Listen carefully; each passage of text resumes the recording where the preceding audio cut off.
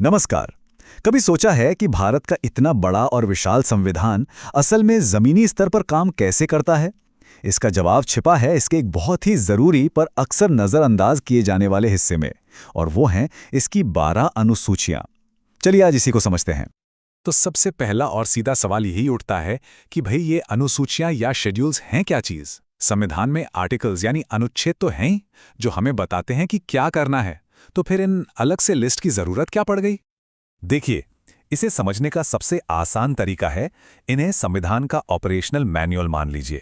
अगर आर्टिकल्स ये बताते हैं कि क्या करना है, तो अनुसूचियां ये बताती हैं कि उसे कैसे करना है। ये वो डिटेल्ड लिस्ट और टेबल्स हैं जो शासन के प्रैक्टिकल पहलुओं की पूरी जानकारी देती हैं। और हमारे संविधान में ऐसी कुल 12 अनुसूचियां हैं। हर एक का अपना एक खास काम है, और ये सब मिलकर ही भारत के शासन की पूरी रूपरेखा तैयार करती हैं।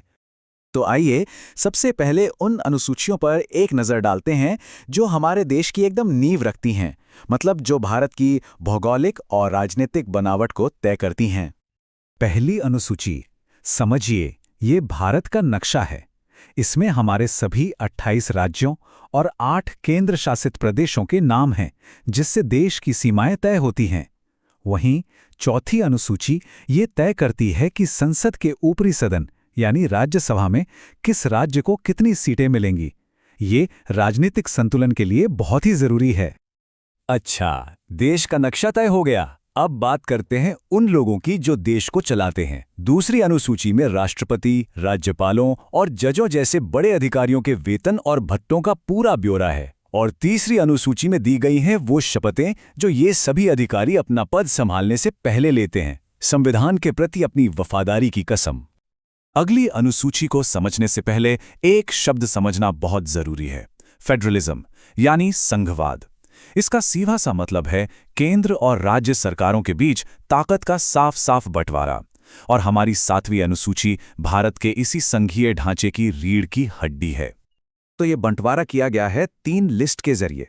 पहली है संघ सूची, जिसमें रक्षा और विदेश मामले जैसे राष्ट्रीय महत्व के विषय हैं।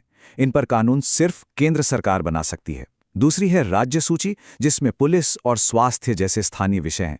इन पर कानून बनाने का हक राज्यों का है। और फिर है समवर्ती सूची, जिसमें शिक्षा और जंगल जैसे मुद्दे हैं, जिन पर केंद्र और राज्य दोनों ही कानून बना सकते हैं। चलिए अब आगे बढ़ते हैं और देखते हैं कि हमारा संविधान कुछ खास लोगों और इलाकों की सुरक्षा कैसे पक्की करता है।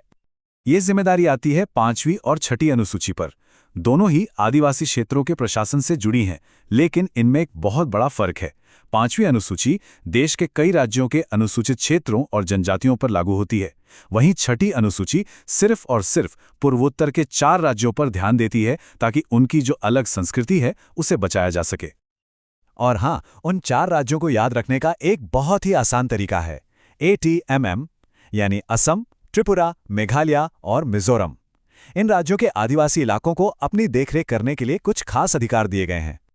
अब जरा इस नंबर पर गौर कीजिए, 22। ये नंबर भारत की भाषाई विविधता का प्रतीक है। जी हाँ, ये हैं हमारे देश की 22 आधिकारिक तौर पर मान्यता प्राप्त भाषाएं जो 8वीं अनुसूची में दर्ज हैं। ये अनुसूची इस बात को पक्का करती है कि भारत की इतनी समृद्ध भाषाई विरासत को सम्मान मिले और उसे सहेजा जाए। अब आती है 9वीं अनुसूची। ये थोड़ी अलग है और इसकी कहानी भी बड़ी दिलचस्प है।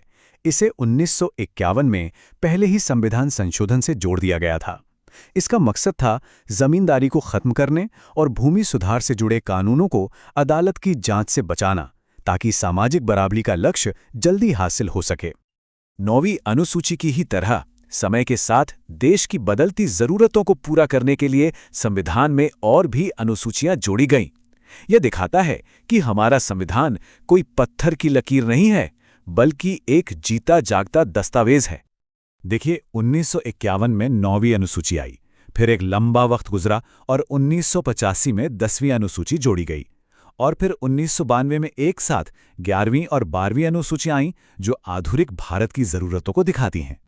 तो 1985 में आई 10वीं अनुसूची, जिसे हम सब दल बदल विरोधी कानून के नाम से जानते हैं, इसे उस राजनीतिक अस्थिरता को रोकने के लिए लाया गया था जो चुने हुए नेताओं के पार्टी बदलने से पैदा होती थी।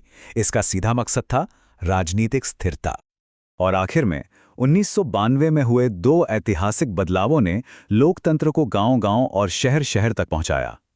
73वें संशोधन ने 11वीं अनुसूची को जोड़कर पंचायतों को संवैधानिक अधिकार दिए और ठीक वैसे ही 74वें संशोधन ने 12वीं अनुसूची के जरिए नगरपालिकाओं यानी शहरी लोकल सरकारों को ताकत दी। तो इन सब का सार क्या है? ये 12 की 12 अनुसूचियां आखिर इतनी जरूरी क्यों है? इसे ऐसे समझिए, देश की सीमाओं से लेकर अधिकारियों की सैलरी तक और गांव की पंचायतों से लेकर शहरों की नगर पालिकाओं तक, ये अनुसूचियां ही वो ब्लूप्रिंट हैं जो संविधान को कागज से निकालकर हमारी रोजमर्रा की जिंदगी में लाती हैं। ये सिर्फ लिस्ट नहीं है, ये हमारे लोकतंत्र की मशीनरी के पुर्जे हैं। और अब एक सवाल के साथ इस चर्चा को खत्म करते हैं। जैसे जैसे भारत बदल रहा है, नई चुनौतियां सामने आ रही हैं, तो क्या लगता है भविष्य में हमें किसी 13वीं अनुसूची की जरूरत पड़ सकती है? शायद डेटा प्राइवेसी के लिए या फिर पर्यावरण संरक्षण के लिए? सोचने वाली बात है ना?